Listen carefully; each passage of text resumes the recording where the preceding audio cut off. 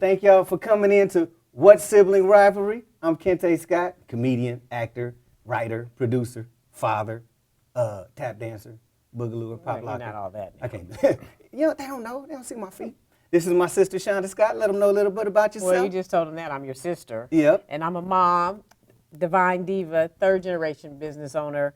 I'm a writer. Some don't know it. I'm a poet as well. TV producer, host, and a philanthropist. A long line of stuff. And an overall badass. All right. She said ass. First curse word of the day. So this is our show. This is our podcast. This is our first one. Thank y'all for joining us. We're going to have a good time. You're going to learn a little bit about us and our family, our upbringing. You're going to learn our views on what we think about the world, what we think about current events. We're going to have fun up in here. We're going to crack jokes. We're going to cuss. We're going to cuss. We're going to joke. Cuss, okay. You literally cuss first. But that was a word. That's a word. That's a cuss That's not word. A cuss word. It's literally that's a cuss word. That's a word now. Bad that's ass a noun. is a cuss word. That's a noun. Nobody's name is ass in these streets. That's a noun. They say ass in the Bible. Yeah, they do. That is a noun. That was a donkey. That's a noun. You did not mean a bad donkey. I didn't define. So you just called yourself a... I'm just saying they say that word in the Bible. Okay, so we're cussing now. That's a noun. In the Message Bible, they say shit. Right, when Jesus goes to the temple? They do not. They do. If you go read the Message Bible with What's the Message Bible? Exactly, it's the ghetto one. So when he goes to the temple and they in there they say that? stuff, he's like, you better get this shit out of my daddy's house. They do not. You had you going, though. No, she thought it was. No. She thought it was. And that's what it is. You were always a little liar, so stop. I was the only one lying. So this is... Now that they want to know a little bit about us, because you didn't told them that I was the liar and you the cusser, give them one of the best stories that you had about us growing up, or me growing up, one of the memorable things. Oh, it's about you now? Okay. Yes, so what I remember about you growing up. The funniest thing that most people wouldn't know about you growing up, one, you were very quiet. Yep. Two, you always had a teddy bear and a book. Smokey the bear at in the the dinner building. table. Oh, I said, man. who has a teddy bear and a book? Smokey was the partner. Don't do that. It's gonna be You wouldn't talk. You just read your book. And who reads at the dinner table? And like you had a book I had thick books and a teddy bear. Yes. That was everywhere. Real. Yes. They were like, don't read. They was watching 60 Minutes. Who wants to watch 60 Minutes? Right. I just wanted to eat and read my book about Evel Knievel or whoever, Jaws or whatever. And our first family trip abroad was devastated because you lost your Smokey Bear in the Bahamas. We're not quick to be. And we had to look all over for the bear. It was just trauma. Moment of silence. Moment of silence. Like it was like a little Linus blanket. Pour out a little liquor. First of all, it was little Linus blanket. Smokey the bear was the partner, and I know that was a setup. I know now. And it had to be Smokey. Yeah, my parents set me up. And the eyes, it broke out, and mommy had to re-sew the eyes with buttons. Yeah, it just had to be. Yeah. He had been through some things. Right. He had his character. Then we're gonna go over there, and all of a sudden they leave him in a rental car. Right. I ain't leave him nowhere. Now all of a sudden I leave him They in a didn't rental have car. rental cars then. They had a rental car. That, we was in a station wagon. Right. I remember the whole thing, the whole episode. Okay. I remember the license plate. We could have went and checked, Right. but they did. And That's didn't true. find That it. might have been how they were trying to It get was rid of set you. up. Yeah, And they you were trying acted to do up it. so bad Yes. that our You cousin can't had just to do that. replace it That's for right. you because you wouldn't let go of the Smokey. Shout out to Vicky. Thank you. Bring Smokey. Lil Smokes. Yeah, it was like the whole family knew that you lost Smokey. Yeah. Like it went across Everybody the wire. And Like, we didn't even have social media back then. Yeah, so no. Everybody was it calling must on have been the phone. writing letters. Yep. And calling.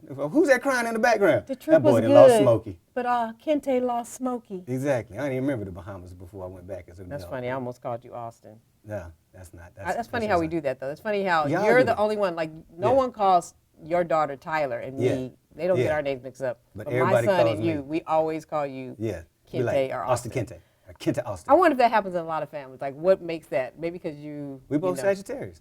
That's it, I guess. I'm a Sagittarius. My nephew's a Sagittarius, 2 days behind me. So you got the same personality. We the best. Yeah.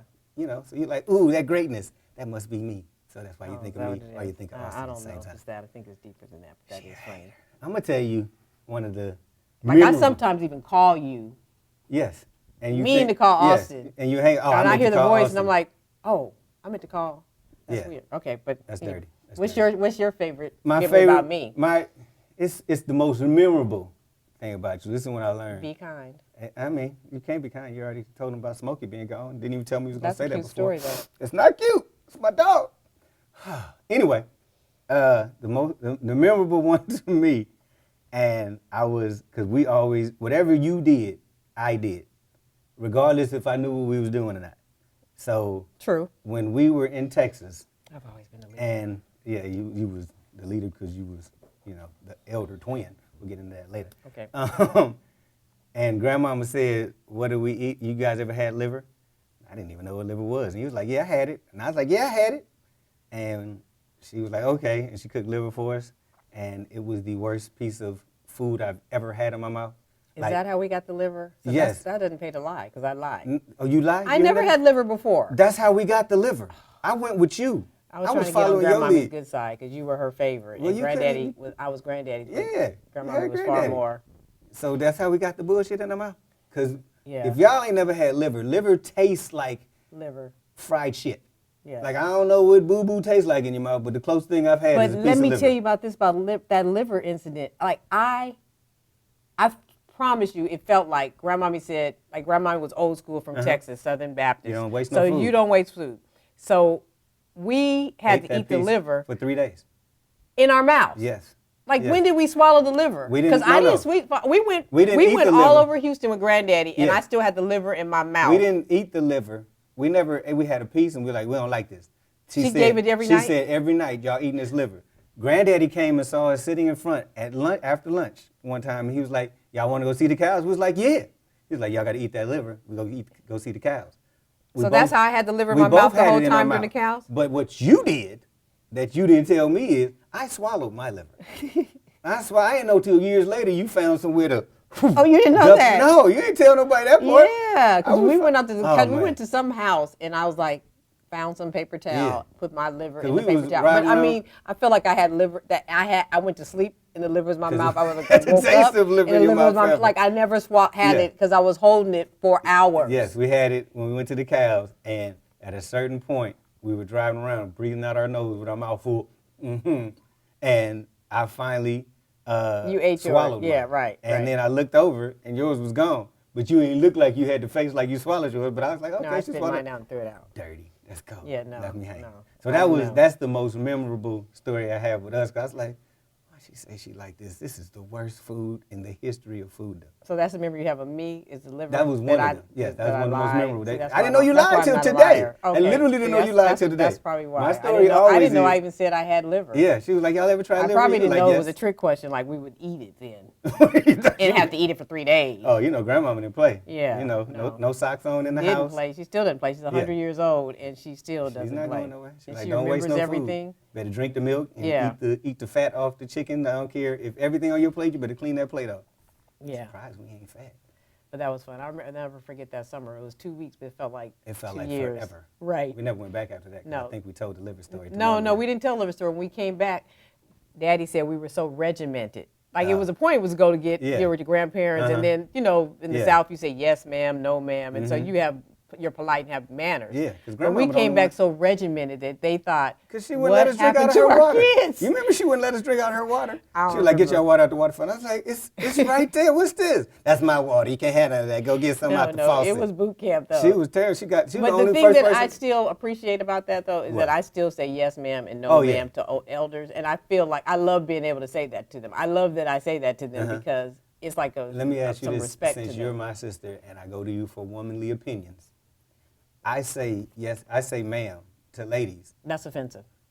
Why? When they're close to your age, that's offensive. So I know I have to step back when men do it because I know they're being respectful, but it is. Here's the funny part about it. You feel like you're old. You get offended by saying yes, ma'am, but your girl and anybody you want can call you a bitch to your face. No, bitch. No, I didn't say that either. I didn't say dudes do it, but girls call each other the same girls. But I didn't know girls that think that's fine. Oh, man. The same girls that get mad be like, don't call me ma'am. Be like, bitch, you crazy. To each other. So I'm like, well, how is that? Because they don't want to be old. So they don't want you to think that they're older. Because then they might want you to be flirting with them. But when you say ma'am, that means, now you think I'm your grandmother. There's plenty of ma'ams that have gotten it in these days. No, but I'm just saying that's just the That's their thought. mindset. Okay. Because a lot of times, some women will even tell, I've heard, because men that are in the military often would say yes, ma'am, no, sir, and all that. And so, they don't care what age you are. That's just what they would say. And I've had women tell guys, like, I am not that old. I'm not your mother. Yeah. So I had a don't lady yes, say it ma'am on stage. Right. Like, don't say ma'am to me. And until it happened to me when I'm thinking, well, I don't know. I didn't think I mean, I know I might be a lot older than you, but I didn't think you knew I was a lot older than you. So why are you saying ma'am to me? Like when you get to the ma'am area, that means you can be a grandmother. You can't say ma'am. You can't call them. You can't be too old. And you can't be too young. Right. You can't call them shorty. But I don't say sir to men that are. I mean, you're clearly a grandparent age when I'm saying. But it's usually men who say yes sir and no yes sir and no ma'am, or yes sir and yes ma'am. It's not really women who say yes sir and no ma'am. Because usually if you're saying sir or ma'am, you're thinking it's they're only older. like a waiter or somebody who will say yes sir. Yeah. Or a waitress who will say that. But usually in conversation, I've run into more men who will say yes ma'am and no ma'am. And recently I was like, these women are getting offended. Right. Because they feel like you're older. Oh, okay. So that's code for. Okay, don't say that. I'm not going to come at you, you old. That's what they think. Well, I wasn't going to come at you because of your body shape. Well, that's a whole nother issue. But yeah, but I mean, it's different. It's different. And the thing I also remember about us growing up is wherever we went, it was always, we had music everywhere. Right. Like, for some reason, we always had music. Because we grew up in Oakland. Yes. You think about the legends that have come through Oakland. Like, there's always been rich music through Oakland. Forever. Yeah, like Larry Graham lived down the street from us. And Sly and the Family Stone. And we went to his house. Yep, and one of Larry Graham's, Sly's trumpeter, Cynthia, she her daughter went to elementary school with us. They were like integrated in the community. Yeah. And then you got the Tonys that are the next phase of Sly, and this all kind of music. Everybody who's come through here that's musicians that's doing well that aren't even from here come through Oakland. And all the best rappers come from Oakland. I don't care what nobody say. Right. They grown, you might start on the East Coast. Exactly. What's my favorite word? You had the remix to I Got 5 on It is still the best song in the history of rap remixes. Yeah. I don't care what nobody say. So growing up then, what was your? I kind of think I know what you're gonna say, but what was your favorite music? Like what you mean if you hear a little song, or little? Or Let's go with little. I mean, I still love Sly and the Family Stone. Family Affair. Mm-hmm. Oh my gosh, that music takes me back. Like it's a family affair. Oh, I love that song. Okay. And I just, but Tina Marie was my girl. Yeah, I was about to say that was your man. Like Austin even knows, my son even knows Tina Marie. Everybody knows Tina Marie. No, I mean because I love Tina Marie. We know. She was, I'm saying we know Tina Marie because of you. Yeah. Because you played Tina Marie like she was family. Right. We would have then when we were in college, we'd have issues and something come up and we're like, it's a Tina Marie day. We play Tina every album. Play this song. Play this out. Play out on a limb. Right. Play. I can still listen to Tina. And just she takes me there with her because it's almost like she was a poet and she writes music that really. My favorite music, my favorite song the song that makes me remember my childhood and when Pops had a deuce and a quarter and I used to sit on the hump in the middle, which is illegal. So you can see over the dashboard. I had to see over the dashboard. Me and Smokey had to check out, see what's going on. That's why people thought we were so much different in age because of the height afro was taller. Right, whatever, don't do that. Anyway, Living for the Weekend by the OJs. I didn't think you would say that. Every Friday, that would come on KSOL. Right. And when that stuff would start playing, they'd be like, Living for the Weekend. Yeah, that beat would come on. Those bass lines on those songs. That bass line was the business. That bass line was... Like Brick House at the bass line. We did, but Living for the Weekend, they'd be like, what's the word? Oh, I can't even think of the words right now. They'd be like, they'd be hitting that beat. And they'd be like, Living for the Weekend. Just that's when I party down, party hardy down. And it reminds me of moms and them parties. Yeah. That I'd be like on the stairs because I'd be too young. Because everybody had a party at the house and everybody was included. Like yes. It was multi-generational even then. Yeah. Everybody had a party. Come over. Everybody, like our house was like downstairs was the party basement. Yeah. And it would be up and down there and it seemed like it was like 2 a.m. It'd be like 9:30.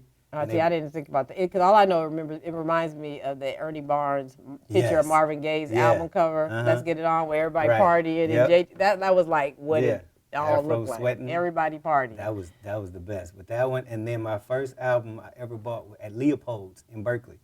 Because Leopold's in Berkeley was the go-to spot for records. Like, they had everything. And when I got Heatwave, Groove Line album, and I would play the mess out of that on my little record player. Funny. Yeah. Oh, now my first record I got was Strawberry Letter 23. Ooh. Oh my goodness. And I loved that. It was worth my own money. Yeah. I wanna be but I thought you were gonna say Curtis Mayfield. Because you love I love Curtis Mayfield, but Curtis Mayfield is what people remember me by. Right. I remember Stone Junkie. I remember, like I heard the words of Stone Junkie. You know and I was like, why y'all like me? Let me sing this song. This song is terrible. Your nickname was Stony. Yeah, it's like he's a crackhead. Yeah, right. Song about the heroin addict. Yeah. And I was like, that was y'all let me my favorite song? It was like, it was cute on you. So, but yeah, that was like living for the weekend because that reminded me that it was Friday. Because KSOL at 4:30 or 5 o'clock we'll every play the Friday, same song. we'll play that song. That's hot. Like getting y'all ready for the weekend. Yeah. And I'd be on the deuce in the corner like, turn it up, Daddy. And that was it. Music was that was like our staple. Like we had like music. We had a robot 2XL. Remember the 2XL? Yeah, I remember robot? that. That's how I got in. That's how I found out about Richard Pryor. Because Daddy had a stash of Richard Pryor cassette tapes. And that's how we sneak and play stuff. And we would sneak and play stuff on the 2XL. And we would play it, and that little robot would be cussing his ass off. Why? Because water cold. Yeah, and it's deep, too. Like Richard Pryor jokes, you laugh at it, you're like, you didn't even know what you were laughing at. Yeah, but I was listening. Yeah, I was way too young to be listening to that. Yeah. But it was hilarious. That's how you know he was great, because you laughed at his stuff, like you said, not even knowing that you was laughing at stuff that was way above your pay rate. But it's so funny now, because when you think about that part of our childhood, it's like the internet's not that different. Like people are exposed to stuff. It's like, so they're making children, like they're exposed to things now, so that's making them, giving them excuses for why they behave a certain way. But we were exposed, we saw things that were not appropriate, and sneaked and watched, and Richard, because we had Players magazine, and they didn't have filters either, because like I said, the house party was the family party, so people were doing, but families were drinking and having a good time, and kids were there. It was a family affair. It wouldn't get out as much, like. But you just didn't. You knew the line of what was inappropriate. You knew just because your parents were having a good time and drink, wasn't like, oh, now you can because you're a 9-year-old there. Right. It's like, or whatever. It was other people at the party who would, it was a village that used to raise us, so you would get chastised about stuff like, what you doing in the refrigerator? What you doing up late? You'd be like, you couldn't say, you're not my mama.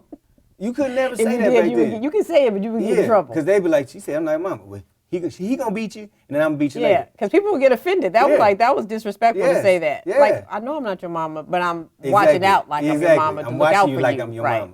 Right. We had a whole bunch of nonsense, but now But I still go by that same playbook. Yeah. Because I always said when I had a child that I was gonna raise them like mommy and daddy raised us, because I just think that playbook was the play. It was a good book to have for us as a reference. It was. And I don't think it hurts kids to have, I don't think it hurts children to know that people who love you are going to reprimand you when you're not doing right. I mean, like, that person is not looking out for anything but your best interest. Yeah, but see, I think, I believe our generation, a lot of us in our generation got reprimanded more than we felt we should have got reprimanded, so we went to the other extreme. Like, we didn't have timeouts. We didn't have go stand in the corner. You got punishment, but you also got a whooping. Right. You got a whooping, you got a talking to, and you had punishment. But then it became this whole, well, I'm never going to touch my child. And then I'm going to ask Austin, can you please go do the dishes? Never heard a question in the house. Right. It was, Kente, take the trash out. Well, oh, man, what you say? Nothing. So it's a different, we became too soft. Like, we became like, I want my kid to be my friend. Like, Daddy used to say to me all the time, and I never understood it till I became a parent, when he was like, I ain't your friend. I ain't one of your friends. And I'd be like, well, why are you saying that? I want you to be cool with me. But he was saying, I'm not one of your friends, so respect me as your father. Right. You can come to me as a friend, and I'll talk to you about some things, but always know I'm your daddy. So don't ever get too comfortable. And it wasn't until I got older that I was like, oh, I get it now. Now, Daddy and Mommy, we have this best friend battle with me. So I'm like, Daddy, at some point, we were, Mommy and I are close, Daddy and I are close. Yeah. But I told Daddy he could never be the official best friend. He's always going to be number 2. Because he's like, there's stuff I don't want to know, Shonda. So, I mean, like, stuff I said, but this is older. I'm like, we're going to be friends. No. I can tell Mommy this. I start going to Daddy. He's like, look, now that's where I draw the line. Y'all do that. I don't want to know. Yeah. That. Y'all do that. My daughter does that. Just tell me if the person's in or out. Just tell me this. Just give me the cliff notes. I don't want to know. Yeah. I said, okay, well, just know you'll always be number 2 and never be best friend. Because we, as fathers, we still fathers. Like Tyler be like, and Daddy, he does. I'll be like, when he come back around, and she'd be like, well, it's okay now. It's so good. No, it's not good. You done told Daddy what's going on, so now Daddy rolls up. So that's how we are. We always see you as our daughter. So it's you can tell Mama that. You can tell anybody else. I don't need to hear. Yeah, well, so Daddy thinks Austin is immaculate conception. Like, still. Like, he's like, right. Austin Jesus Scott. I just want him to leave. Hilarious. So you still believe that? Austin just came through osmosis. You did just show up pregnant. He did just show up. You did. You were like, wait a minute, what happened? Right. Yeah, he did just pop up.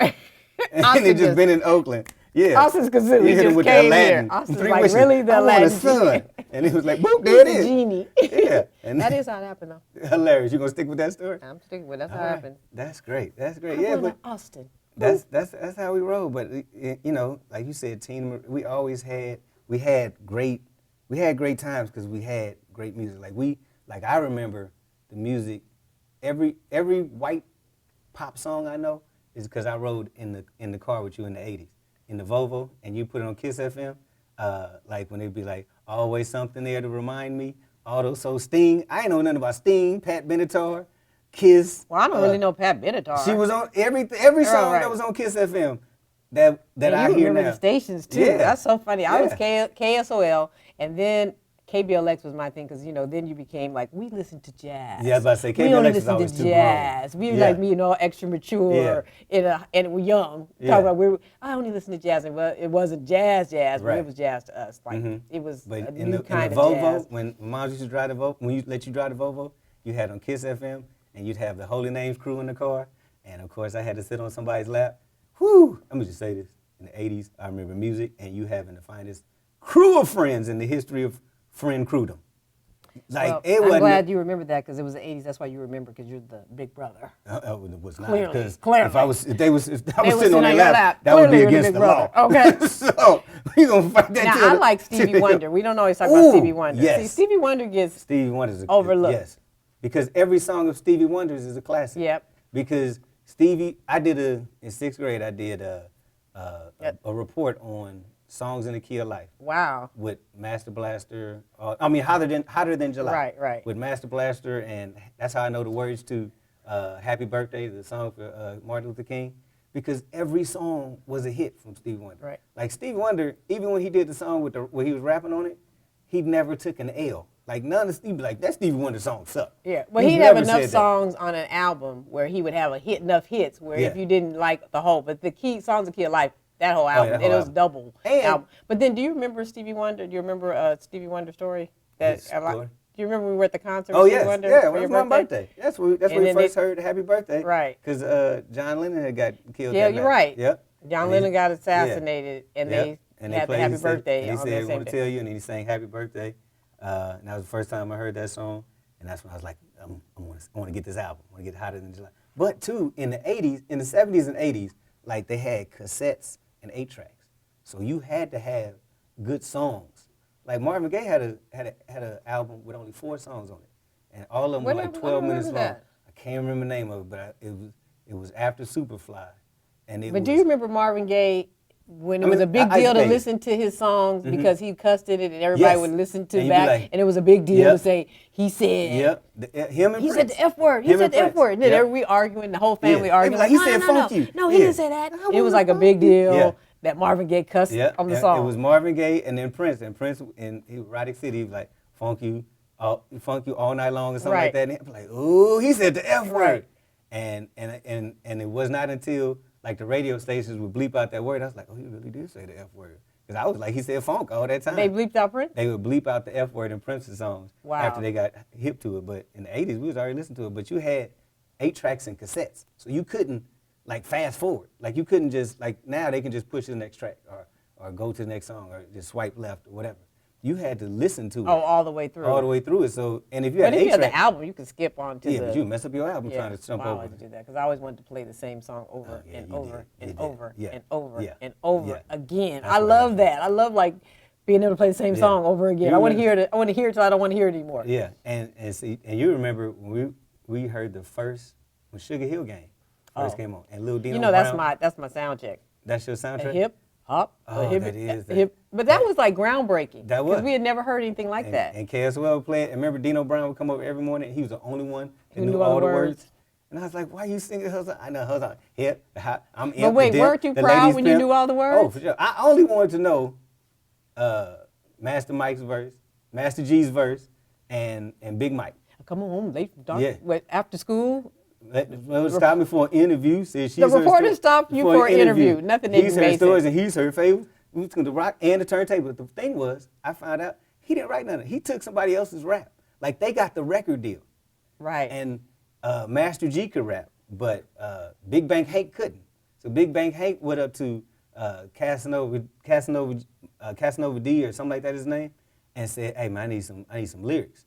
And instead of saying you be the rapper, he took the dude's whole verse. And if you hear him, he'd be like the CAS, the NAO, the V to the W. Oh, he's saying the guy's name. Oh no, and we didn't know. We just singing because we didn't even know what we were singing. Yeah, and the dude didn't come out till later. He was like, that dude took my rhyme. Wow, and made money that's off like of it. probably on Unsung or something. Yep, you didn't know until Unsung. Exactly. Yep. So I mean, '80s music was the best. Like, and you knew whose crew you were in the '80s because you had the pins. Like you was either a Michael Jackson pin or you was a Prince pin. Is that what that was?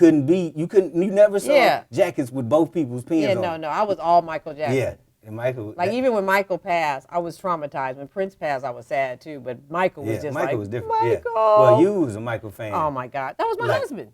Michael Jackson was gonna be my husband. I know. We were. And then at it was concert, Jackie, and then it was Randy. Yeah. But it was really Michael. You had a fit. Like you had a Smokey left in the Bahamas fit when Mama wouldn't stay at the Coliseum and wait on that limo to pull out. Oh yeah, no. After the no, Michael that Jackson was our concert. right. And then when we had an uncle that was like doing something with the Jacksons, and he said we were gonna meet the Jacksons. Right. Oh my God! Every time I saw him, I was like, "We gonna meet the Jacksons? Is this Is it we're gonna gonna meet happen Michael today? Jackson? Yeah. Is this where we're gonna meet?" I mean, I could watch that show that they had. Oh no. First of The all, cartoon. cartoons was cartoons like was how you woke up in the morning, Yeah. like the Jacksons cartoons. Yeah. Oh no, that and Soul Train. That Soul Train and Fat Albert was the only three. Oh yeah, Fat Albert. I feel like Fat Albert came on after school. It didn't come on Saturday. It came on Saturday. Did it too? Uh-huh. Okay, I but remember those that are on because that's how I remember things. When we could stop doing chores, we could only stop doing chores for the Jacksons, Fat Albert, and Soul Train. And if you wasn't finished by the time Soul Train on, it came on at like 11. Yeah, 12. but the Jacksons came on. But at the 7 Jacksons in the came on morning. 7, so we had to do the Jacksons on, or Fat Albert's on. And now that I'm a parent, that tripped me out because I remember waking them up at 7 in the morning to watch the Jacksons being on, and not thinking that people are working, people are tired until I was the one being awakened at 7 in the morning. But see, I'm like, are you kidding me? Our parents were different. You remember Pops used to come in on Saturdays at 6:30. Reveille. Reveille, 1, 2, 3. Time to start cleaning up. I'm like, dude, we tired too. Right. I tried to stay up and watch Benny Hill last night. Don't go out. Hill. Y'all know nobody Benny Hill. Benny Hill. Benny Hill was so nasty. Benny Hill was so nasty. We would stay up He and slapped sleep that man on his head like that. Benny Hill like, come on, get out of here. You used to do that to me. You used to do that to me. I did everything that was funny to you. Like, yeah. He'd be like, hey, come on out of here. I'd be like, stop playing. Just This is the Benny Hill. Just like I grabbed him back in the shirt. Oh, you did. You should be like, I'm going to stop before I Benny Hill you. Like I do awesome. Doo-doo. Oh, Everything that's funny. Every cartoon goofiness, you'd be like, yeah, come here. Yeah, you That's did like used to Hamlet. Benny Hill Hamlet came from the sitcom. Hamlet. That's the hilarious. mayor that was always. Oh, yeah. So every catchphrase came from TV for you, see? I knew you was watching Every more than you catchphase came from Benny TV. Hill was... Benny Hill was hilarious. Was hilarious. And on Channel 2, groundbreaking. they used to have the Benny Hill New Year's marathon.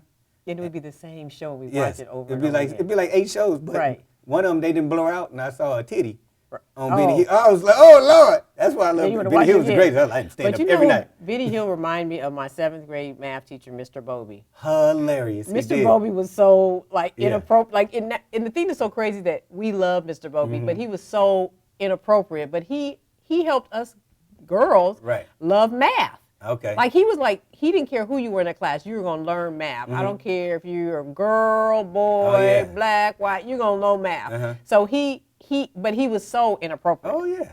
He would be the type like if somebody when women start developing, he was to comment on them. Oh, you getting titties now. He was like knock him in the head, just like Benny Hill. I mean, just everything that you can't do he would now. be fired today. But he's like the teacher that changed everybody's life. That's the irony of it, that he changed it for the positive. But right now, he wouldn't even have a job. Well, yeah, and it's funny because I look at nowadays when all these teachers are sleeping with their students and all that, and I'm like, never. Where were these teachers? Right. All our teachers look like they was 60 and up. I was like, where the heck did they get a teacher that looked like she just graduated from high school? What in the world? That is funny. Yeah, but then, it's funny you say that because I didn't really understand how boys, when they become teenagers, look at mothers until my son was a teenager and his friends and the whole MILF thing. So that all ties into the teachers, that area when you have young teachers in schools with teenage boys and that dynamic where they're like borderline men. Yeah. And then the teacher is like young enough to still want to be I'm trying to think get the attention. Yours? Yeah, that's probably why. Yeah, that's why they was all in my house. Right. Coming out being nasty. talking about. Yeah, they never say nothing about mama, but it's all slipping out now. Right. You know we came to your house because your sister. Oh, I was like, she couldn't stand none of y'all. Because you guys were like, we just want the whiff of her garment. That's so funny. See her come in and out of her bedroom. And she was like, and coming out like Eveline. Yeah, get out of my way. And if I would have known, none of them Negroes would have been in the house. It would have been we were playing that's outside. because you were so busy. Hey, like I'm not. I've but never that's been the same brother. with you, with my girlfriends. That now that I'm like, well, you would have never been sitting on anybody's lap in the car if we knew. Well, and they're like, when we all realized we're all around the same age. Yeah. They're like, oh, Kente was hitting on me. I'm like, yeah, you don't fly into town to come stay with him, and it's like, oh, what were you thinking? He is a man. Yeah, you know you flying to town. And I was like, nah, sitting on your lap you weren't the innocent little boy we thought you were. You were sitting on the lap like, oh. I didn't say I was little innocent. Webster. I was just quiet. I was just like, yeah. Don't say nothing when nobody say, Yeah. hey, Well, Kente, what you worried about? I'm good. They're like, Kente can sit on my lap? Yeah. Oh, yes, I can. Yeah. Who's next? That's when you can fit 10 people in a 4-seater car. Yeah. Just everybody, whoever can fit in, get in. And I'll be on in there the drive-in movie, sneaking somebody in the trunk. Sneaking somebody in the trunk or in the floorboard section. Putting some jackets over them. I'll be in that little floorboard section. You have about 10 people in the car. You leave, you go in, it's like 2 people going in. Yeah. You come out, it's like 10 people in the car. Like, thank you. Bye. And moms would cook the fried chicken. Well, I didn't have that. We'd always get pizza. You talking about when we would go with the family. Right. Family. That's true. It was like an outing. It was an outing. Like you had food. You never ate the food at the place. I didn't even know they had a concession stand until we got older. Yeah, I knew they had concessions because when you had to go to the bathroom, we always had to watch out. Oh, I just step outside the car. Yeah. Just open the door. Those the days you couldn't go to the bathroom by yourself. Yeah. All right. So this has been the first episode of our podcast, Shonda Scott, Kente Scott. What Sibling Rivalry? It's been great. Hanging with my sister sounded like we was just on the phone, just chopping it up on the phone the whole time. So, but it's about family, and what else is it about, sister? It's all about love. We go, we stay, but time and space we say.